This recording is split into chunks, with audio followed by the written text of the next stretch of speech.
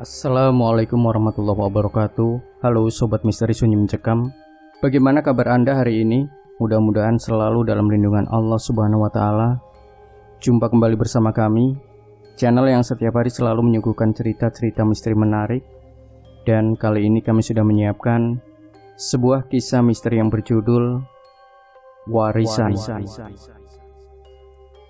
Acara syukuran sekaligus tasmiyah, yaitu memberi nama pada bayi anak pertama dari pasangan Erna dan Salim itu, baru saja selesai dilaksanakan.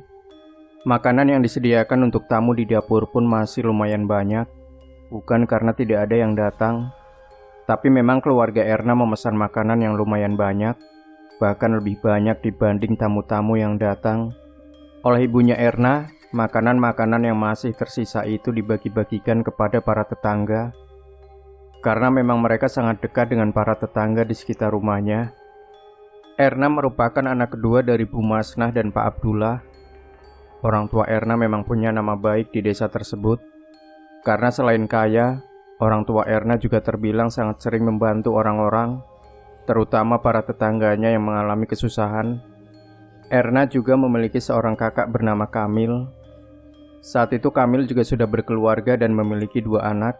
Namun mereka tinggal di provinsi yang berbeda dan cukup jauh juga. Sementara Salim, yang merupakan suami dari Erna, adalah seorang yatim piatu yang memang sedari kecil dirawat oleh Pak Abdul. Salim memiliki sifat baik hati dan sangat penurut pada kedua mertuanya. Itulah yang membuat Pak Abdul juga Bu Erna tak pikir 2 kali untuk menerima niat baik Salim yang ingin memperistri anak gadis kesayangan mereka waktu itu. Oleh Pak Abdul, Salim diberikan tanggung jawab untuk mengurus salah satu usaha rumah makan milik ayah mertuanya tersebut. Dan semenjak usaha rumah makan itu dipegang oleh Salim, usaha itu semakin maju. Bahkan dalam 2 tahun saja, sudah bisa membuka 4 cabang di 4 kota berbeda.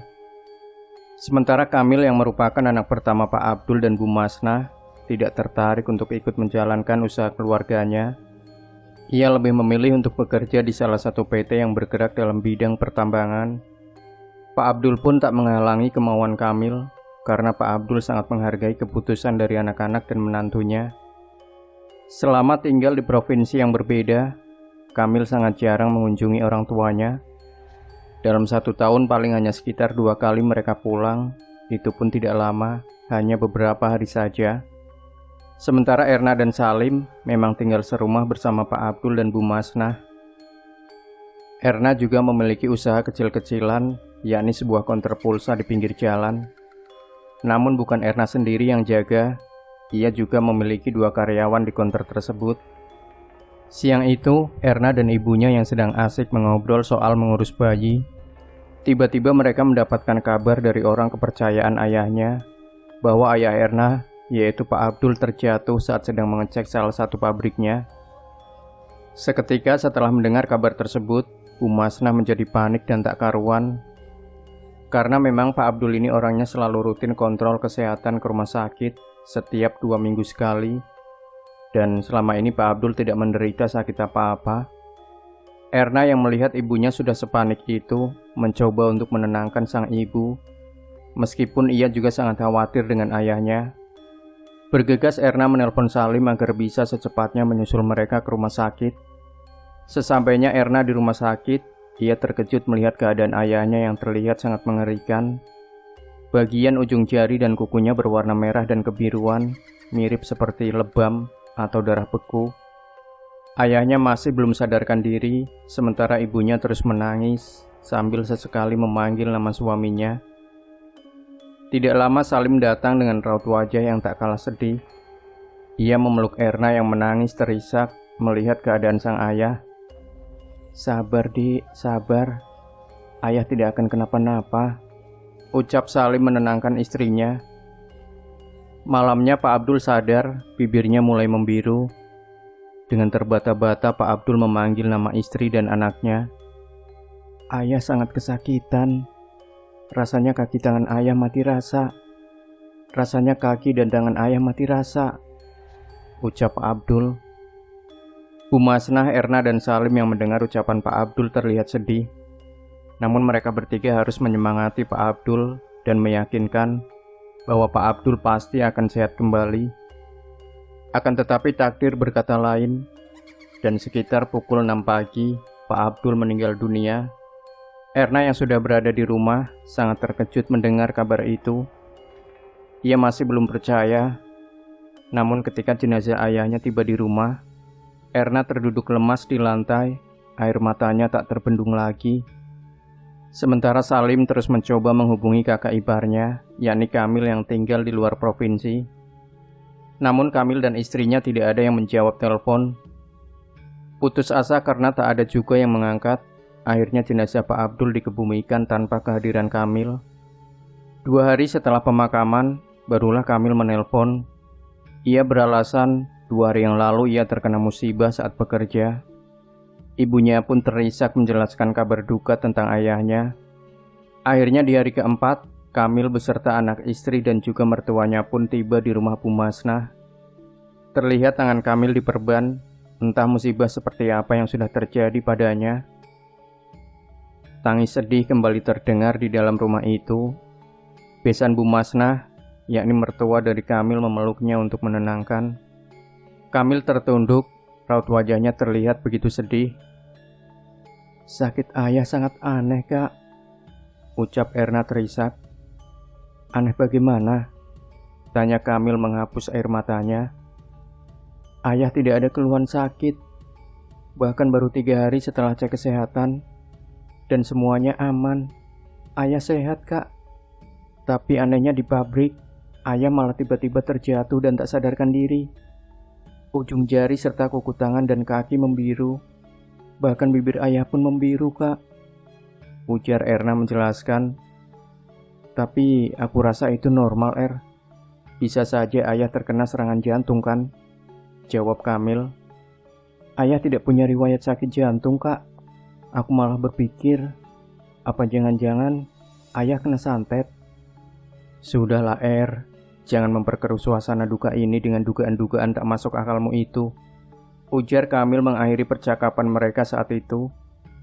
Setelah ayahnya meninggal, Kamil memutuskan untuk tetap tinggal di rumah orang tuanya. Karena menurut Kamil, keberadaan ia beserta anak istri sedikit banyaknya akan membantu sang ibu melewati masa-masa sulit setelah meninggalnya sang ayah. Benar saja, dengan keberadaan Kamil serta anak istrinya di rumah itu, menambah ramai suasana. Perlahan-lahan Bu Masnah mulai kembali ceria lagi. Namun setelah 2 bulan Kamil tinggal di sana, Erna merasa ada yang aneh dari gelagat ibunya. Ibunya jadi lebih penurut dengan ucapan Kamil. Bahkan ibunya juga mengizinkan 2 orang sepupu istrinya Kamil ikut tinggal di rumah besar itu. Padahal selama ini, walaupun orang tuanya baik, mereka tetap menjaga privasi isi rumah mereka dan tidak sembarang orang yang boleh tinggal di sana. Tak jarang Bu Masnah dan mendiang suaminya lebih memilih untuk membayarkan kontrakan ketimbang membawa orang luar tinggal di rumah mereka. Apalagi orang itu sama sekali tidak mereka kenal. Tapi anehnya, sekarang ibunya malah mengizinkan orang itu tinggal di rumahnya dengan alasan biar rumah tidak sepi. "Memangnya sesepi apa sih rumah ini menurut ibu?" tanya Erna waktu itu di dapur, saat hanya ada ia dan ibunya di sana. Pernah suatu ketika, Erna mendapati salah satu sepupu istrinya Kamil tersebut masuk ke dalam kamar pribadi milik Erna dan Salim tanpa permisi. Orang itu beralasan ingin meminjam baju serta gincu milik Erna, dan tanpa menunggu persetujuan dari Erna, orang tersebut lantas membuka isi lemari Erna dan memilih-milih baju yang akan ia pinjam sesuka hatinya. Hal itu tentu saja membuat Erna jengkel. Namun ia masih menutupi rasa jengkelnya supaya tidak membuat sakit hati orang tersebut. Erna kemudian melaporkan kejadian itu pada Kamil, kakaknya. Akan tetapi respon dari Kamil sangat membuat Erna kesal. Kamil mengatakan untuk mengalah dan membiarkan saja mereka meminjam milik Erna. Toh mereka hanya meminjam, ucapnya kala itu. Saat Erna mengadu pada ibunya, jawaban sang ibu rupanya sama saja dengan Kamil. Akhirnya setelah dinasehati oleh Salim, Erna mengalah dan lebih memilih mengunci pintu kamarnya saat ia ada di dalam maupun saat ia berada di luar kamarnya. Hingga sampai di suatu hari, Erna tak bisa lagi menahan rasa marah dan kesalnya kala ia melihat anak bayinya yang berada di gendongan kakak iparnya itu disuapi roti yang tentu saja sangat tidak dianjurkan untuk diberikan pada bayi. Kalian tahu kan kalau anakku ini masih di bawah 6 bulan? Dan kalian juga tahu kan kalau bayi di bawah 6 bulan tidak boleh diberikan makanan-makanan seperti ini? Bubur halus saja tidak diperbolehkan, apalagi roti kasar seperti ini. Kalian ini bodoh atau memang sengaja ingin membunuh anakku, ha? Selama ini aku sudah menahan diri dan bersabar dengan tingkah kalian di rumah ini. Berbuat sesuka kalian di rumah ini, bahkan dengan lancangnya mengambil barang-barang pribadi milikku. Aku sabar, karena menghormati kau sebagai kakak iparku. Tapi ternyata kalian ini tidak tahu diri. Sekarang terserah kau mau tersinggung atau marah. Yang pasti, aku ingin kau usir sepupu-sepupumu yang tidak ada sopan santunnya ini dari rumah kami. Setelah berkata seperti itu, Erna langsung masuk kamar dan menangis terisak. Rasa kecewa, marah, menyesal membuat perasaannya kacau. Apalagi malam itu, kakaknya menegur keras perbuatan Erna yang dianggap tidak sopan dan tidak menghormati kakak iparnya. Karena perkataan kasarmu itu, kakak iparmu sampai tak mau makan.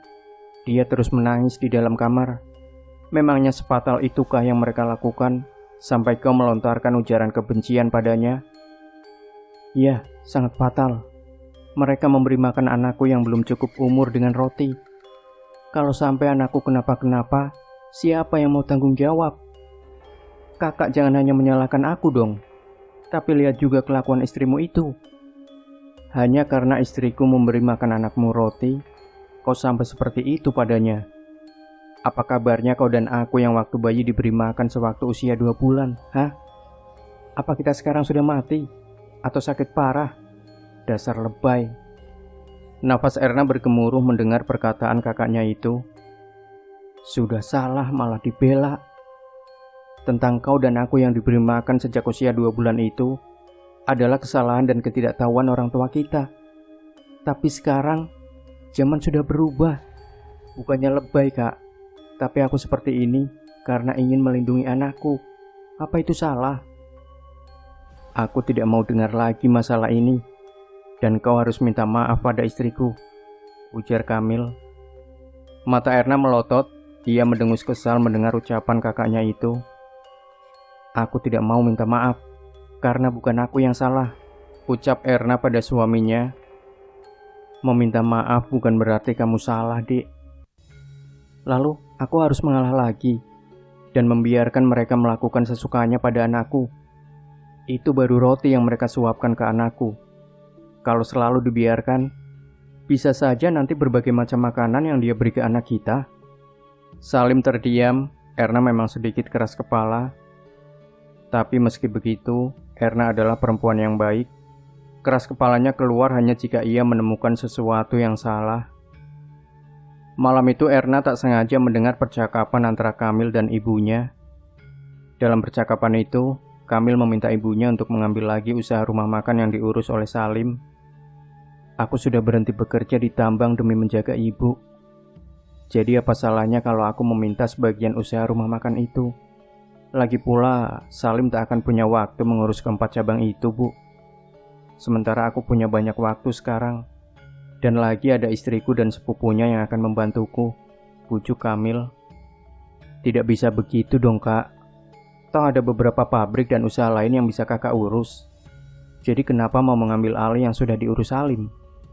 Ujar Erna seraya mendekat ke arah ibu dan kakaknya itu. Bukan begitu, Er. Maksudku aku hanya ingin membantu Salim dalam mengurus keempat cabang rumah makan itu. Lagi pula Salim selalu di sini kan? Dia jarang mengecek keempat cabang rumah makan itu. Aku tetap tidak setuju. Karena rumah makan itu sukses di tangan Salim. Kau selama ini kemana saja? Kau ditambang kan? Tapi setelah ayah meninggal, kau malah sok berkuasa di sini. Kamil berdiri, ia menatap Erna dengan kesal. Tapi Erna justru tersenyum sinis. Keesokan harinya, mereka semua dikumpulkan di ruang keluarga oleh sang ibu. Bu Masna mengatakan bahwa sekarang yang akan mengurus keempat cabang rumah makan yang sudah didirikan oleh Salim itu adalah Kamil, tentu saja hal itu membuat Erna kecewa dan sakit hati. Tapi Salim sama sekali tak berkecil hati, karena ia sadar bahwa ia hanyalah menantu di keluarga itu, dan wajar saja jika usaha mertuanya tersebut diambil alih oleh ahli warisnya, yaitu Kamil. Sudah, tak perlu kesal begitu. Toh akunya tidak apa-apa. Merasa tidak sih kalau kakakku itu gelagatnya aneh sekali? Ibuku juga jadi lebih penurut dengan apapun yang dikatakan kakak. Entahlah, Dik.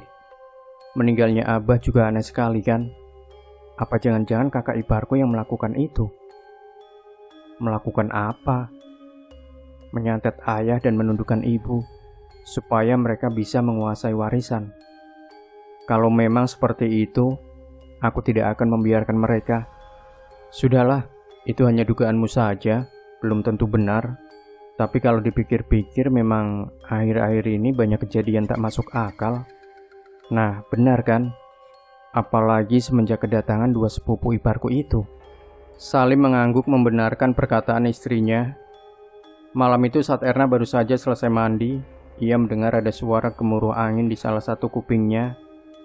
Erna sampai menekan kupingnya agar suara angin itu hilang.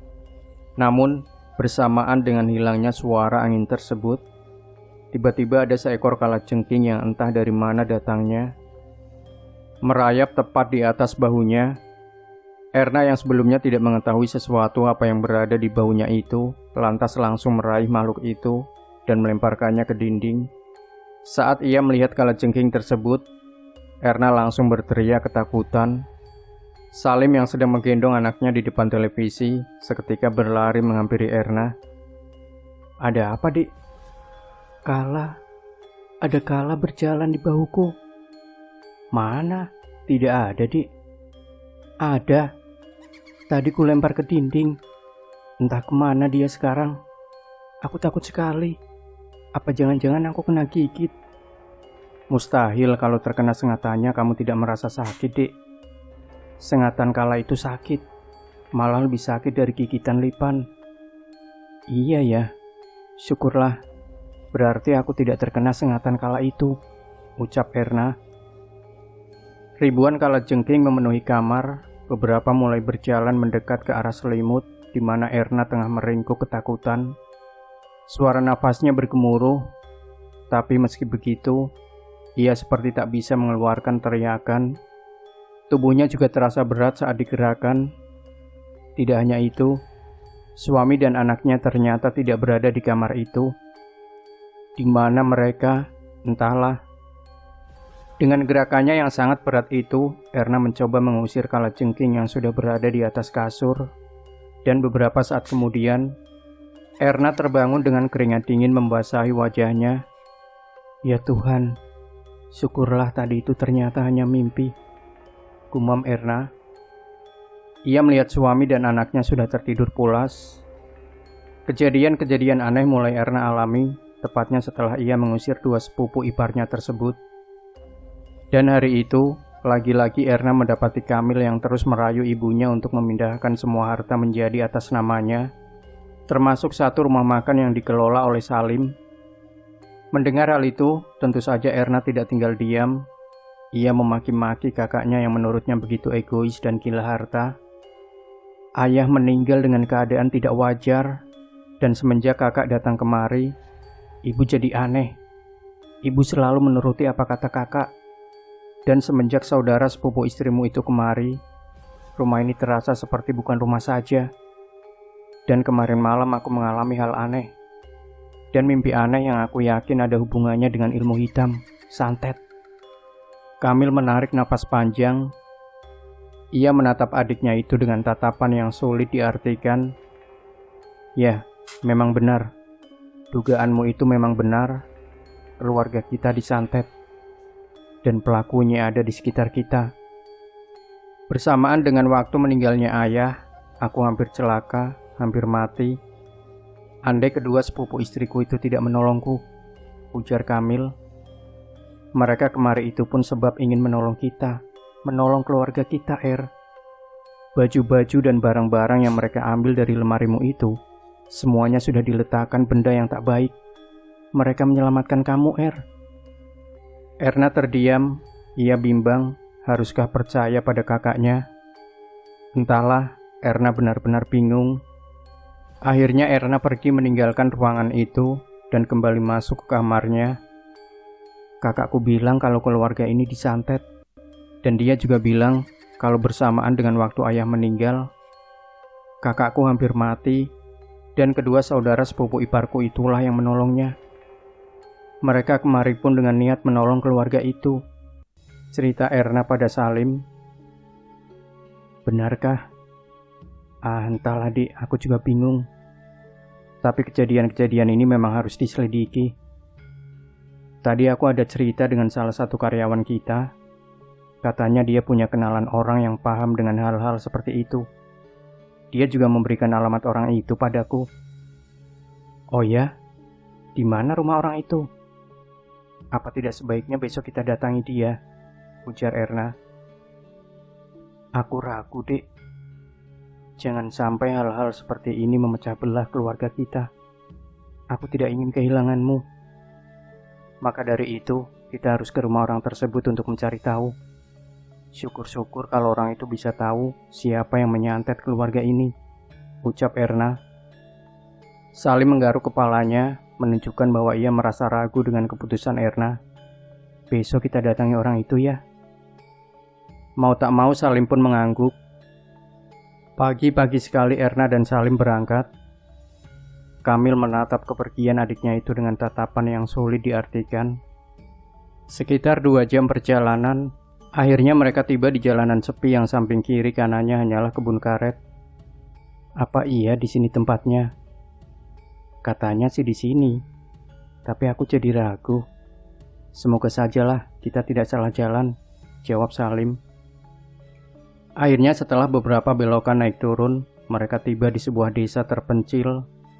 Banyak kuburan di samping-samping rumah di desa itu. Coba kita tanya ke orang itu saja, tunjuk Salim saat melihat seorang lelaki parubaya tengah duduk santai di teras rumah kecilnya itu. Salim dan Erna turun, lalu menanyakan pada orang tersebut. Dan beruntungnya, ternyata orang itulah yang mereka cari. Wah, beruntung sekali kita ya, langsung bertemu sama orangnya, ucap Erna tersenyum. Mari, silakan masuk, ujar lelaki parubaya itu sembari beranjak dari duduknya. Erna menatap sekeliling ruangan sempit itu dengan seksama. Ia sedikit terpukau dengan jajaran mandau yang menjadi hiasan dinding. Di samping mandau-mandau itu juga ada 2 buah kepala rusa lengkap dengan tanduknya. Ning, tolong buatkan air untuk tamu kita, suruh lelaki parubaya itu pada seorang gadis yang mungkin kisaran usianya sekitar 16-17 tahunan. Maaf sebelumnya Pak, kami mendapatkan alamat rumah Bapak ini dari salah satu karyawan yang bekerja di rumah makan suami saya ini.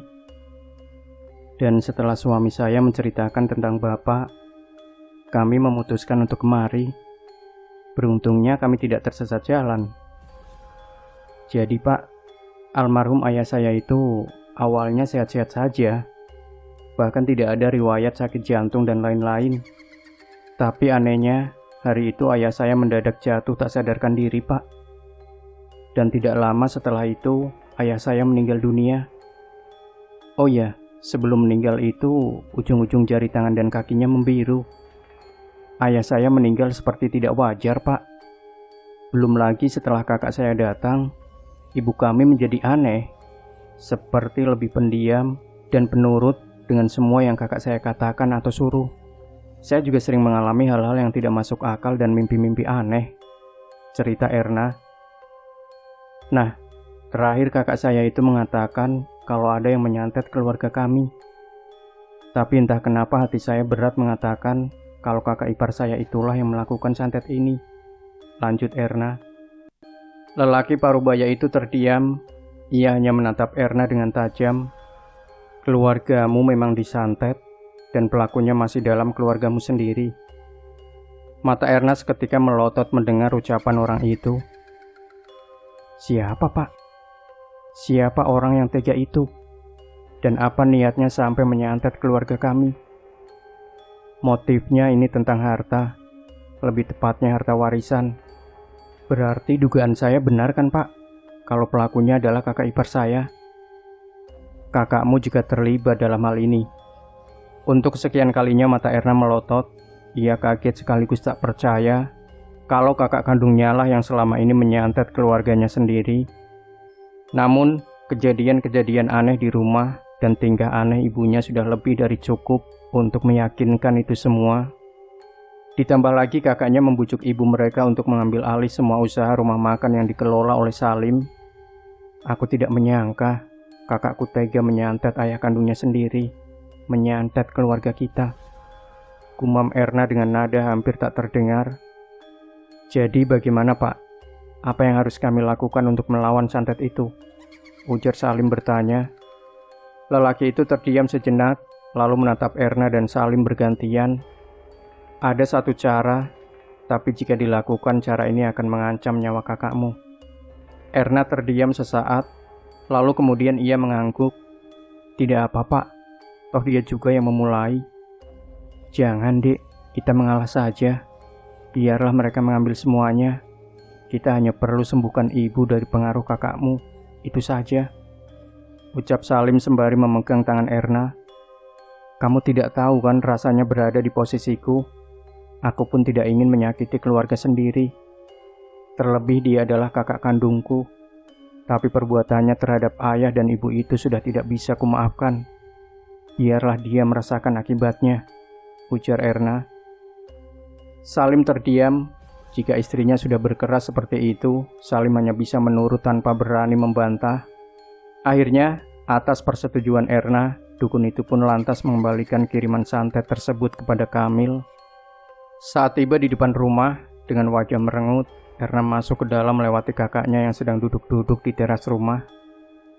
Dari mana saja kok, Anakmu menangis terus, ujar kakaknya, namun Erna tak menyahut. Malam itu angin bertiup kencang, diiringi suara guntur dan petir yang saling bergantian. Erna menarik selimutnya hingga sebatas leher.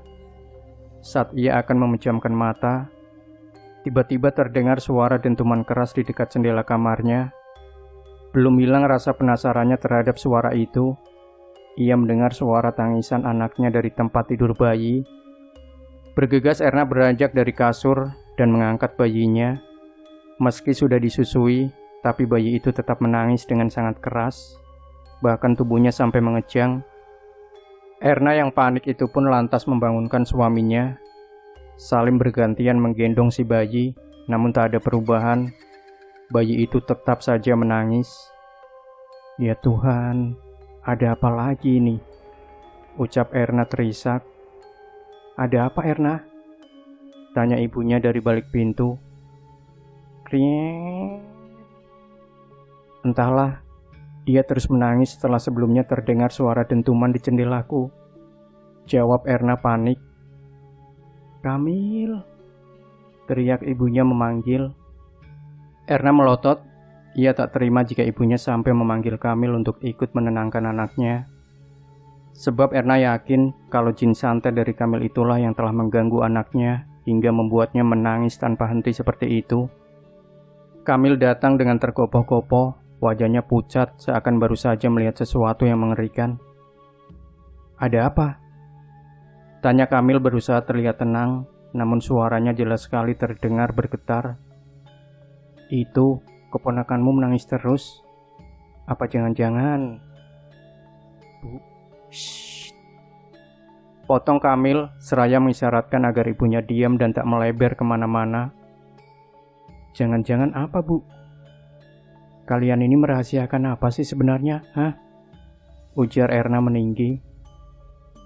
Tanpa menunggu persetujuan dari adiknya, Kamil lantas merebut anaknya Erna dari gendongan Salim. Ia seperti membacakan sesuatu di telinga bayi itu, lalu mengusapkan tangannya pada wajah hingga ke ubun-ubun keponakannya tersebut. Ajaibnya, bayi itu seketika berhenti menangis. Sementara mereka datang, anakmu biar tidur di kamar ibu dulu, ujar Kamil. Mereka siapa maksudmu? Kau jangan coba-coba mengirimkan santet lagi padaku, ataupun pada keluarga ini. Aku sudah tahu siapa kamu. Tapi tenang saja, kau tidak akan bisa lagi mengirimkan hal-hal buruk pada kami. Orangku akan mengembalikan semua santet yang telah kau kirim padaku. Kau tunggu saja. Kamil melotot mendengar ucapan adiknya. Ia menunjuk ke arah wajah Erna dengan tatapan marah. Kau pikir aku ini orang seperti apa yang dengan tega menyantet keluarga sendiri, ha? Apa kau sudah tidak kenal dengan kakakmu ini? Ya, aku sudah tidak kenal denganmu. Orang yang tega menyantet keluarga sendiri hanya karena warisan. Adu mulut antara kakak beradik itu tak bisa dielakkan lagi. Keduanya sama-sama tak mau disalahkan dan sama-sama merasa paling benar. Cukup, hentikan kalian berdua.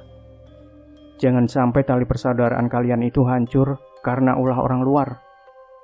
Teriak ibunya sambil menangis. Erna dan Kamil yang sudah terbakar emosi itu lantas terdiam atas semua yang telah terjadi pada keluarga kita ini. Seharusnya membuat kita semakin erat dan saling rangkul. Dengan bersama-sama kita pasti bisa lepas dari teror ini. Tapi kenapa dengan kalian berdua, ha? Kenapa malah saling tuduh dan menyalahkan? Dengan kelakuan kalian yang seperti ini, keluarga kita justru akan semakin mudah dihancurkan. Dan kamu, Erna, kenapa kamu malah menuduh kakakmu? Siapa yang menghasutmu, ha? Ucap ibunya terisak. Aku tidak menuduh, Bu. Tapi memang itulah kenyataannya. Aku tahu semua itu pun dari orang yang kami temui kemarin, jawab Erna. Orang itu siapa, Er? Kamu tahu siapa orang tersebut? Dan bagaimana kamu bisa seyakin itu sampai menuduhku? Jangan pura-pura polos. Kau seperti ini karena ingin mendapatkan semua warisan, kan? Warisan? Baiklah, terserah kau saja. Sekarang menjelaskan padamu pun rasanya mustahil. Kau tidak akan percaya, ujar Kamil. Cukup lama mereka duduk di ruang tamu, menunggu seseorang yang Erna pun tidak tahu siapa. Terlihat Salim duduk dengan gelisah.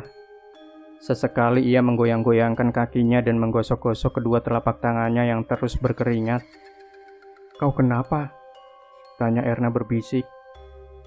Entahlah, Dik. Aku merasa tak enak. Aku takut kedatangan orang itu justru akan semakin membuat runyam masalah ini, balas Salim. Erna mengangguk. Belum sempat ia mengatakan sesuatu pada Salim, tiba-tiba terdengar ketukan di pintu rumah. Kamil yang sedari tadi juga menunggu lantas beranjak dan bergegas membukakan pintu. Salim memegang tangan Erna dengan sangat erat. Seorang lelaki kisaran usia 50 tahunan, berpeci putih dan memakai celana kulot dari kain sarung, tampak berdiri sambil tersenyum. Di sampingnya ada dua orang pemuda berusia 20 tahunan. Silahkan masuk, Bah, ucap Kamil dengan sopan mempersilahkan ketiga orang itu masuk. Berbeda dengan Erna yang menatap orang-orang itu tanpa senyuman, bahkan sepertinya Erna sangat ingin mengusir orang-orang tersebut. Tolong ambilkan aku air putih, nak, pinta si tamu pada Kamil. Kamil pun bergegas ke dapur dan membawakan 3 gelas air putih, sebab ia mengira bahwa ketiga tamunya kehausan. Tapi rupanya air putih itu didoakan dan orang itu menyuruh Erna untuk meminum airnya. Saya tidak mau. Suruh dia saja yang minum. Toh dia yang mengundang kalian kemari, ujar Erna terdengar ketus membuat Kamil geram. Kakakmu juga minum, dan sekarang kamu juga minum ya. Air ini tidak ada apa-apa. Air ini hanya air doa biasa sebelum kita mulai membersihkan rumah. Untuk jaga-jaga, lebih baik kalian minum air doa ini supaya proses membersihkan rumah ini juga lancar, pujuk orang itu. Sebut saja beliau adalah Haji Naim. Saat Erna hampir mau, Salim menarik keras tangan istrinya dan menggeleng. Akibatnya Erna pun mengurungkan niatnya.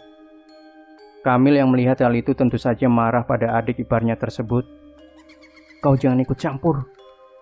Erna ini istriku, dan sebagai istri adalah kewajibannya mematuhi perkataanku, balas Salim. Kau? Sudah. Kalau tidak mau tidak apa-apa. Kalian tidak usah sampai berkelahi, ujar Haji Naim melerai. Setelah berkata seperti itu, Haji Naim meminta izin untuk masuk ke setiap kamar di rumah itu dengan ditemani oleh Kamil. Erna dan Salim juga mengekor di belakang. Di setiap kamar, Haji Naim dan dua pemuda itu melantunkan ayat suci Al-Quran. Dan anehnya, saat Erna mendengar mereka mengaji, ia merasa seperti ada sesuatu dalam dirinya yang ingin melompat keluar. Berat, panas, dan dingin terasa bersamaan. Ada apa ini? Padahal sebelumnya aku tidak seperti ini bila mendengar orang mengaji, batin Erna. Pandangannya perlahan-lahan mulai berkunang-kunang. Tubuhnya hampir ambruk andai Salim tidak menangkapnya. Sudahlah, hentikan saja semua ini. Kau tidak kasihan melihat adikmu begini. Kau diam. Kau itu cuma menantu di sini. Ya, aku tahu. Aku sadar. Tapi Erna ini istriku. Jawab Salim meninggi. Sepertinya kesabarannya juga sudah mulai terkikis. Tiba-tiba Erna mengerang. Salim yang sedari tadi menahan tubuh istrinya itu tak sanggup lagi untuk menahan tubuh Erna. Akhirnya Erna terjatuh dan menggelepar-menggelepar dengan diiringi rintihan kesakitan. Di saat Kamil dan Salim masih melongo melihat apa yang terjadi pada Erna, Haji Naim lantas memercikkan air dari dalam botol yang beliau bawa. Seiring dengan percikan air tersebut, Erna semakin menggeliat kesakitan. Aku minta izin untuk memegang kaki istrimu, ucap Haji Naim, lalu menangkap ibu jari kaki Erna dan mulai menekan jari itu kuat-kuat. Sakit, rintih Erna memelas. Keluar, aku tahu kau bersembunyi di sini, ujar Haji Naim seraya terus menekan ibu jari kaki Erna.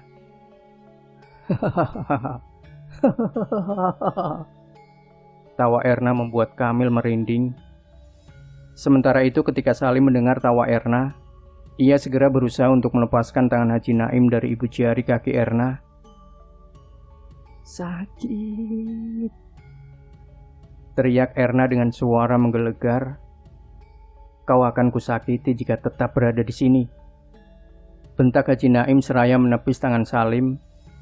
Dan Kamil lantas memegangi adik iparnya tersebut agar tidak mengganggu Haji Naim. Aku tidak akan pergi. Dia menyuruhku untuk merusak semua yang ada di sini, ujar Erna. Dia siapa? Jawab, dia siapa? Teriak Kamil marah. Haji Naim menekan ibu jari kaki Erna lagi, namun tidak ada respon. Beliau menekan satu-satu urat yang berada di kaki Erna, namun tidak ada respon kesakitan dari Erna. Beliau tahu jika makhluk yang merasuki Erna itu sudah berhasil lolos, dan kini entah bersembunyi di mana. Karena makhluk seperti itu sangat mudah berlari mengikuti aliran darah di dalam tubuh. Erna menggeliat mengangkat bagian punggungnya. Melihat itu, Haji Naim lantas membalik tubuh Erna dan segera menekan salah satu bagian tulang belakang Erna. Benar, seketika setelahnya Erna mengerang dan menjerit kesakitan. Siapa yang menyuruhmu untuk merusak keluarga ini? Tanya Haji Naim. Keringat di dahinya semakin bertambah banyak. Aduh, sakit. Ampuni aku, Naim. Siapa yang menyuruhmu merusak keluargaku, ha? Bentak Kamil yang masih memegangi Salim. Dia yang sudah menyuruhku, tunjuk Erna pada Salim. Seketika mata Kamil melotot. Tanpa babi bu lagi, dia mengejar Salim sampai babak belur. Kedua pemuda yang masih melantunkan ayat suci Al-Quran di dalam kamar itu segera dipanggil oleh Haji Naim untuk mencegah Kamil melakukan hal yang lebih jauh pada Salim. Pegangi dia, jangan sampai karena fitnah jin ini malah membuatnya membunuh iparnya sendiri. Haji Naim berusaha untuk mengeluarkan jin tersebut dari tubuh Erna. Dan setelah berhasil, beliau lantas menenangkan Kamil yang sudah dibutakan oleh emosi tersebut. Salim yang sudah babak belur dihajar oleh Kamil terbaring di lantai. Sementara itu Erna masih belum sadarkan diri. Dan Kamil yang sudah jauh lebih tenang tersebut pun langsung menghampiri Erna dan memangku kepalanya. Bangun Er. Panggilnya sembari mengusap-usap kepala Erna. Jelas sekali terlihat kalau Kamil sangat menyayangi adik perempuannya itu. Haji Naim dan kedua pemuda itu melanjutkan tugas mereka untuk membersihkan rumah itu dari pengaruh jin yang diutus untuk merusak rumah dan seluruh yang ada di dalamnya. Setelah selesai, mereka kembali masuk ke dalam rumah. Oleh Haji Naim, Kamil disuruh untuk membasuh wajah adiknya dengan air yang sudah didoakan tersebut. Saat Erna mulai siuman, ia terlihat syok melihat semuanya, melihat Kamil dan orang-orang yang berdiri menatapnya itu. "Ada apa ini? Aku kenapa?" tanya Erna seraya menatap Kamil. "Kau baik-baik saja sekarang, kau tidak apa-apa," jawab Kamil. "Salim? Itu Salim kenapa?" tanya Erna. "Jin itu menyebut kalau suamimu lah pelaku yang telah menghancurkan keluarga ini." "Suamiku? Siapa suamiku?" tanya Erna seperti orang kebingungan, seakan tak mengingat apa-apa tentang Salim. Kamil mengerutkan kedua alisnya, tanda kalau ia juga bingung dengan pertanyaan dari adiknya tersebut. "Loh, Salim ini kan suamimu, masa kau lupa?" Erna terdiam, seakan mencoba mengingat sesuatu. "Kenapa aku nikah dengannya?" Lagi-lagi pertanyaan Erna itu membuat Kamil mengerutkan alisnya. Ia semakin tak mengerti dengan pertanyaan sang adik. "Itu jelas karena kalian berdua saling suka, bukan? Kau berpacaran dengannya?" Tidak. Kau ini sebenarnya kenapa sih, Er?" Haji Naim yang memang sejak awal telah melihat keanehan pada diri Erna itu pun lantas mendoakan air di dalam gelas yang diambilkan oleh salah satu pemuda. Beliau mendoakan air tersebut, lalu menyuruh Erna untuk meminumnya. Tidak seperti di awal, kini Erna sama sekali tidak menolak. Ia meminum air yang diberikan oleh Haji Naim sampai habis. Tidak berapa lama setelah meminum air itu, Erna muntah-muntah. Kamil langsung menepuk-nepuk punggung Erna agar Erna merasa lebih baik. "Bagaimana? Kau merasa lebih baik?" tanya Haji Naim padanya. "Perut saya mual sekali," jawab Erna. "Adik saya kenapa, Bah? Kenapa setelah kerasukan tadi malah jadi aneh?" tanya Kamil khawatir. "Tepatnya setelah air yang kuberikan tadi kau usapkan sampai mengenai matanya." "Maksudnya, Bah?" "Adikmu terkena pengaruh sihir jahat. Sulit aku menjelaskannya karena ini akan membuat kalian marah. Terutama kau pasti akan mengamuk." "Jelaskan saja, Bah, saya mohon." "Jin tadi tidak berbohong. Iparmu memang terkena pengaruh istrinya untuk menghancurkan keluarga kalian." "Istrinya?" tanya Kamil gusar. Suara tawa Salim membuat Kamil bertambah gusar. Andai di situ tak ada Haji Naim, mungkin Salim sudah habis dia hajar. Sebelum memperistri adikmu, dia sudah mempunyai istri. Istrinya itu jauh lebih muda dibanding adikmu. Sulit aku menjelaskannya, Kamil. Lebih baik kau tanyakan sendiri padanya, ujar Haji Naim. Kamil berbalik dan menatap Salim. Tatapan matanya tak bisa berbohong. Kamil benar-benar sangat marah pada laki-laki itu. "Kutanya padamu, apa benar yang dikatakan Abah itu, hah?" bentaknya. "Kau ingat saat kau mengobrol bersama ayahmu waktu itu? Orang tua itu mengatakan bahwa kau dan Erna akan mendapatkan separuh dari harta warisan, kan? Dan kalian sama sekali tak ada niatan untuk memberikan aku sebagian kecilnya. Padahal aku ini juga anak di dalam keluarga ini. Walaupun aku hanya anak angkat, kalian sama sekali tidak memikirkan perasaanku yang mendengar percakapan kalian waktu itu. Hatiku sakit, dan sejak saat itu aku memutuskan untuk mendekati Erna. Beruntungnya saat itu aku belum mengabari orang tuamu tentang pernikahanku. Sehingga rencanaku mendekati Erna berjalan mulus, dan berkat bantuan mertuaku, akhirnya aku berhasil menikahi Erna." "Gila." "Karena sudah ketahuan, biarkan aku memberitahukan semuanya. Kau tahu siapa yang kami datangi sebelumnya? Itu adalah mertuaku. Dia jugalah yang telah mengirimkan santet pada ayahmu, supaya ayahmu mati dan harta warisan milik Erna akan menjadi milikku. Tapi kau malah datang membawa orang-orang itu dan juga menghasut ibu untuk mengambil semua cabang usaha rumah makan yang telah kukelola. kau menghancurkan rencanaku. Rupanya apa yang dikatakan sepupu istriku benar. Meski pada awalnya aku tak tahu kenapa aku harus mengambil alih rumah makan yang telah kau kelola itu. Tak apa jika aku tak berhasil mendapatkan warisan itu. Yang penting aku sudah berhasil membalaskan rasa sakit hatiku pada kalian semua. Erna yang mendengarnya langsung menangis sesenggukan. Ia ingat sebelum menikah dengan Salim, ia sudah memiliki calon. Tapi entah kenapa ia malah memilih Salim. Padahal Erna sendiri tak mempunyai perasaan apa-apa terhadap Salim. Dengan bantuan Haji Naim, santet itu dikembalikan pada pengirimnya. Tidak lama setelahnya, Salim pun digugat cerai oleh Erna. Salim juga keluar dari rumah itu tanpa membawa apapun. Dan setelah resmi bercerai, Erna kembali melanjutkan hidupnya bersama keluarga tercintanya. Berbulan-bulan telah berlalu, Erna mendengar kabar dari salah satu kenalannya bahwa kini Salim menderita kelumpuhan pada sebagian kakinya atau semacam stroke.